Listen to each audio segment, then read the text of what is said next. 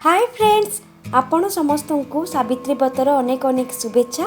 तेबे चलतु आम व्रत आरंभ करवा, किंतु ता पूर्व आपण मो चैनल को सब्सक्राइब करंतु आ नुआ वीडियो पे बेल आइकन ने क्लिक करनियंतु। सकाळु उठी गाधोई एठारे मु नुआ साड़ी रखीची, ता संगरे लाली शंखा रखी नेची।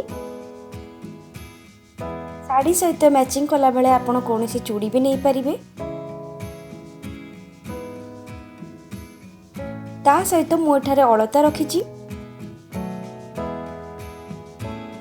नेल पॉलिश, सिंदूर डिबी, एठारे मु लिक्विड सिंदूर भी रखीची। आमे एबे फल जोड़ी सजेबा। फल रे एठी मु 9 प्रकार फल नेची। आंब, एप्पल, कमला, डालिंब, तरबूज, किवी, कदली, अंगूर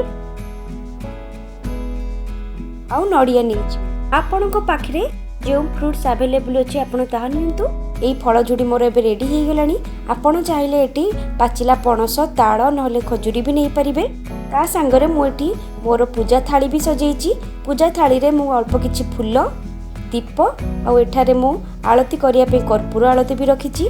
सिंदूर डिबी की मु पूजा थाली रे रखीची। एठारे कर्पूर थाल रे मु कर्पूर भी लगे नहीं। ये देखंतु मु एठी दीप जळई नहीं। ता संगरे कर्पूर आरती पे कर्पूर भी जळई नबा। एबे मोर पूजा पे फल झुड़ी, शंखा आ पूजा थाली पूरा पूरी रेडी अछि।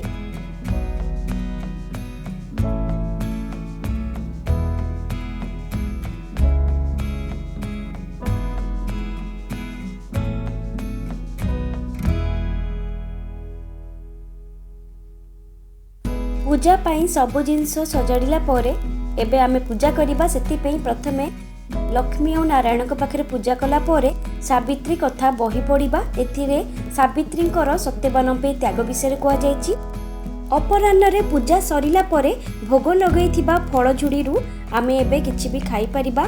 ता संगरे एठारे आमे मु प्रथमरु मुग भिजेकी रखिछि। एटा गोटा मुग, सेथिरे अल्प किछि चीनी आउ भोग होइतिबा नड़ियारू नड़िया कोरा पकाई याकू आमे खाई परिबा। आपण चाहिले एटी साबुदाना जो मानन को पसंद से माने साबुदाना भी खाई परिबे। ता संगरे दही शरबत भी नहीं पारिबे। जो माने ऑफिस गोइंग अछंती से माने ड्राई फ्रूट्स को एम्ति गोटे बॉक्स रे नहीं पारिबे। पूजा सारी अपराह्न पर्यंत भोकरे रहिला परे आपण एई सब जिंस को खाई परिबे। गोटा मुग चकटा, ड्राई फ्रूट्स, दही आ भोग होइतिबा भिडियो रे आपण किछि भी फल खाई पारंती। जो माने घर दूर रोचंदी से माने चाहे एमती सावित्री व्रत मनाई पारिबे। Happy Savitri Vrat to all of you. एई वीडियो आपन को केमती लागिला वीडियो थोड़े कमेंट सेक्शन में कमेंट करंतु, शेयर आउ सब्सक्राइब भी करंतु। Thank you for watching.